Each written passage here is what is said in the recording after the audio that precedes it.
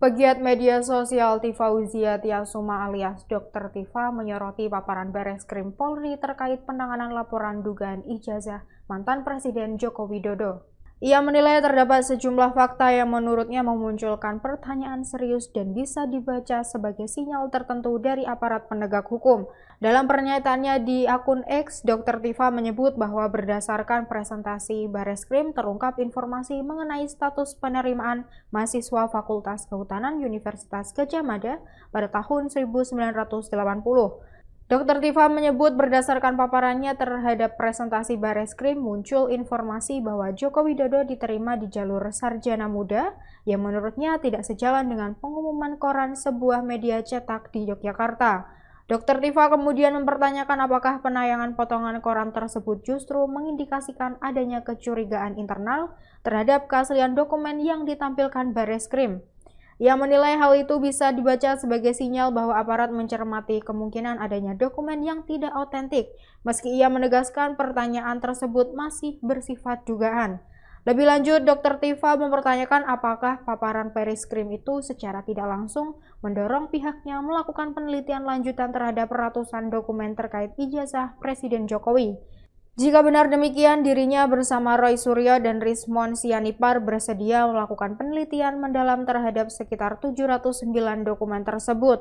Artinya tidak mungkin ada nama Joko Widodo di pengumuman ujian penerimaan mahasiswa melalui jalur PP1 yang diumumkan Koran Nasional pada tanggal 18 Juli 1980, termasuk Koran Kedaulatan Rakyat, di mana potongan koran KR itu termasuk barang bukti yang juga ditampilkan oleh Bareskrim. Artinya apakah Bareskrim tanpa sengaja atau sengaja mengirim sinyal bahwa mereka mencurigai koran KR palsu yang tak dibuat oleh siapa dan sengaja ditampilkan oleh Bareskrim pada hari yang sama.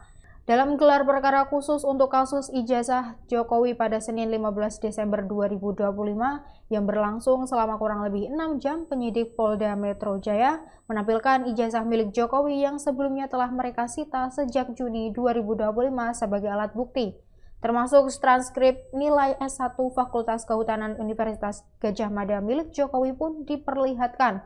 Namun Dr. Tifa menjelaskan beberapa kejanggalan dalam transkrip nilai Jokowi. Ia menilai dokumen resmi yang berisi rekapitulasi nilai mata kuliah secara kumulatif dari awal hingga akhir studi Jokowi di UGM tersebut tidak lengkap, sehingga menurutnya transkrip nilai tersebut cacat.